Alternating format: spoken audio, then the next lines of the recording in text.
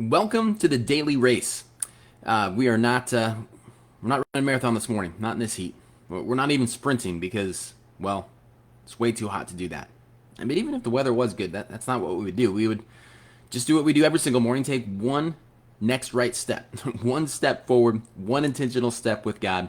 That's what the daily race is about. And today we're looking at Ezekiel 40 through 42.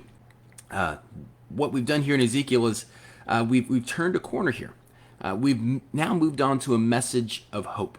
Up to this point, actually, it started turning the last couple of days here. But Ezekiel has been prophesying against Judah and Israel about God's coming to destruction and the difficult things that were coming their way. But then it made a pivot with the valley of dry bones that God's going to restore. Even in a hopeless situation, he's going to bring them back to life. We talked about yesterday a final victory, that God is going to defeat their enemies. He is going before them. And today, we have kind of the last vision here that Ezekiel receives, and it's about creating a new temple. At the very beginning part of our study here in Ezekiel chapter 8, one of the prophecies, one of the messages that God gave his people was the destruction of the temple. That not only were they going to be taken into captivity, not only was Babylon going to come and rule over them, but that the temple was going to be completely destroyed, flattened, leveled, nothing left. All of the instruments of worship were going to be taken away, that there were going to be an abomination put in there. They're going to desecrate the temple, not just level it, but defile it, and God's presence would leave from there. Now this is tragic. I mean, everything about their worship, everything about their devotion to God centers around the temple. And for the last period of time, there's been no temple. The temple has ceased to exist. They're not only in a foreign land, they're not only far away from God, but this is not, they can't even think fondly back and think of someone's keeping the fire alive back at home. God's still there when we go back and return. There's this utter hopelessness. But today, God reveals a vision that this temple is going to be restored. Let me read here. And this is one of those prophecies that gives a very specific date. It says, on April 28th, during the 25th year of our captivity, 14 years after the fall of Jerusalem, the Lord took hold of me. So 14 years after that day that it was completely destroyed, which is 20 years since he gave that first prediction. So he gave the prediction 6 years before the temple was destroyed. So this is 20 years after the initial prophecy about the temple. He's having this additional one about it being restored. So we're bookending. There's symmetry to the book here of Ezekiel. It says this, in a vision from God, he took me to the land of Israel and set me down on a very high mountain. From there I could see towards the south what appeared to be a city. He brought me nearer. I saw a man whose face shone like bronze, standing beside a gateway entrance. He was holding in his hand a linen measuring cord and a measuring rod. He said to me, Son of man, watch and listen. Pay close attention to everything I show you. You have been brought here so I can show you many things.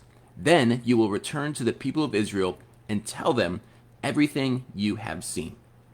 All right, so this vision, he's going to show them this new temple in great detail. He's got a measuring rod with him. He's got his, if it was, modern times, he'd have his tape measure. He'd have his laser level. He'd have had his, surveying equipment out, because this isn't just going to be some image of the new temple. This is going to be a detailed description of it. And I'm not going to read through it all here, because as we read through it, we kind of get bogged down in the details here. It's easy to, for example, let me just read the next part here. It says, I could see a wall surrounding the temple area. The man took a measuring rod that was 10.5 feet long and measured the wall, and the wall was 10.5 feet thick and 10.5 feet high. Then he went over to the eastern gateway. He climbed the steps and measured the threshold of the gateway. It was 10.5 feet front to back. There were guard alcoves on each side built into the gateway passages. It goes on and on.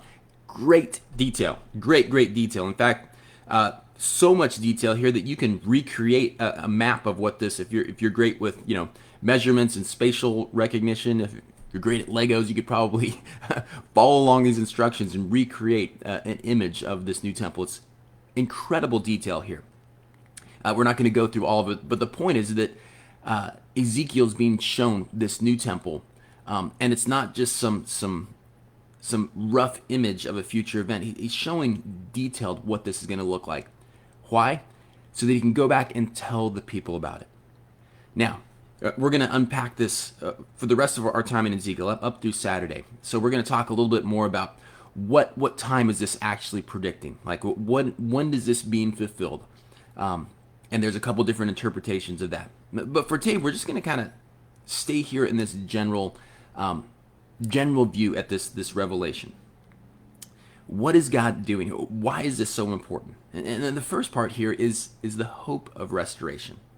That when God took them out of this land, the plan was to always bring them back. That he wasn't going to abandon them. God didn't forsake them. That God wasn't just punishing them for the sake of punishment, but he's punishing them for the sake of bringing them back, of helping them fall more in love with him, trust him even more, and that he's going to restore what was taken away. The temple, even though it was destroyed, that's not a permanent thing. God hasn't given up on his people. That he will restore worship. He will restore that connection. And he's going to create something new for that to take place. This isn't the same other temple. This isn't the same dimensions of the old temple. This is something new that he's doing here. Not radically new. It's not like they kind of hear this description like this is completely like I don't recognize this. No, it's still the temple. It still has all the structures of the other one. It has the outer walls and the inner courts. It goes in detail about the different gateways and the north gateway and the south gateway and the east gateway.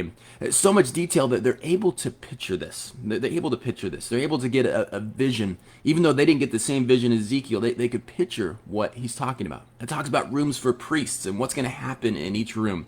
It talks about the interior part where the sacrifices are made and the altars and all of that. And it's given so much detail that the people can picture it themselves because that's what they needed. They'd been in captivity for 25 years at this point. Jerusalem had been destroyed for 14 years at this point. They just needed a picture of a future. They needed something to visualize, something to look forward towards. They needed some hope. You know, sometimes God doesn't give us that picture of the future. That we go through loss, we go through pain, we go through hurt, and we wonder, is it going to ever get better? And we have faith, we have hope, we know that God hasn't left us, and we know that there is a future, and we know that God's going to do something with this in the future, and we just kind of wait in that silent period. And we wait in that period of not knowing what it is, but trusting God, and that's hard. That's hard to do. You know, we make it sound like, oh, just have faith, just believe. Yeah, do that, but it's difficult if you don't have that picture of what the future is, and oftentimes God doesn't do that. But in this circumstance, he gives his people a picture. He gives them a snapshot, something to visualize, something to talk about, something to look forward to. That this is going to be a reality in the future. But whether you personally see it or not, this is coming. I haven't abandoned you. And it's something they can talk about, something they can think about, something they can imagine in their mind. Sometimes God gives us that vision, that hope for the future. I'm not sure what you're going through in life right now. I'm not sure if what loss you've suffered. I'm not sure what pain you've gone through. And maybe right now you're in a season of not knowing what's next. Of wondering, God, how are you going to put this back together? Are you going to put this back together? And you're just waiting in that meantime. Trusting, being faithful, but it's hard. I just want to encourage you here today that God hasn't left you, that God does have a plan for your future, that God is the God of restoration. And whether he's giving you a picture of what that's going to look like in the future or not, it doesn't mean that it's not going to happen. And sometimes we're privy to God's plans, but oftentimes we're not. In this instance, he chooses to reveal to them what's going to happen in the future. Now, as we unpack this a little bit more over the next couple days, we're going to find that this is not part of their immediate future. That this is a bit further off. And that even though he's given them a lot of detail, something to hold on to, something to visualize, that this isn't necessarily an exact picture of what's going to happen. That it's a picture of something else that God's going to do, that represents bigger things, grander things. But it's all about God restoring, about God bringing back, restoring, putting together, making things new, because God is the God of redemption. And the God of redemption here in Ezekiel is the same God of redemption that we serve and love here today. God is in the business of making things new in your life, in my life, in the world around us. Even though sometimes it seems hopeless, even though it seems like nothing new is happening around us, He's behind the scenes. He's preparing, He's working, and we have to trust His plan and His timing. Let's pray. God, you are sovereign. You are in control of everything around us.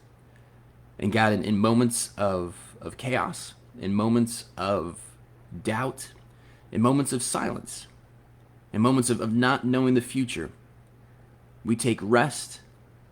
We take comfort in the fact that we trust you. We trust your plan. We trust what you're doing. And we have to remind ourselves to trust you. God, help us in our unbelief. God, as Jesus spoke to the Father who brought his Son, God, I believe, but help us in our unbelief. In these moments, 24 hours from now, right back here on The Daily Race. Love you guys.